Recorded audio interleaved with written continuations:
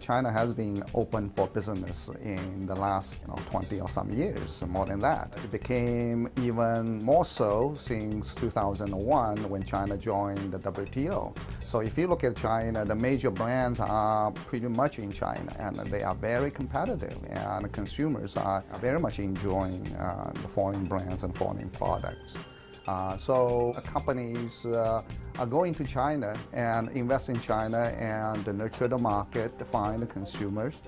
These are becoming increasingly important and integral strategy of a global company. Chinese consumers are certainly over the years becoming more and more sophisticated.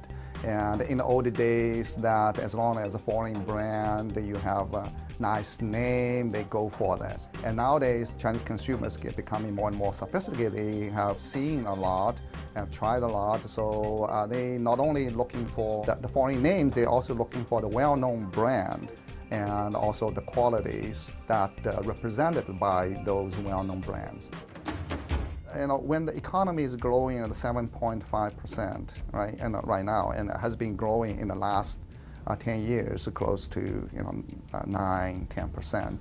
So a lot of sectors has been doing quite well in the last several years. In automobile, for example, China is the largest auto market in the world. Also the internet market, right? China is the largest number of internet users in the world. In terms of the single search engines of the single country, it's not Google, it's Baidu. And in the past, the Chinese consumption only counted about 35% of its GDP. And United States, the consumption counts 70%. China is the second largest economy in the world, and will soon take over, become the largest economy in the world. And its consumption only counts half of the US consumption as a percentage of GDP. So they're going to increase consumption for sure. And the policy actually is shifting toward more domestic consumption. Just imagine that increasing consumption by from 35% to 45%, just 10 percentage point.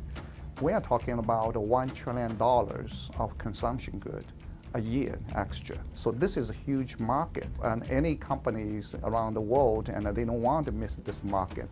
We're talking about food, liquor, automotive, cell phones. We're talking about cosmetics. So these are all the major the market that Western business can look into.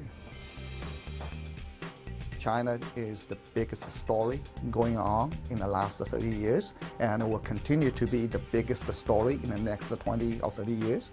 Whether you do business in China or with China, what happened in China will affect in North America. Whether the Chinese business, they buy things, they invest in things, and the Chinese consumer coming to America, and the business will increasingly become integrated.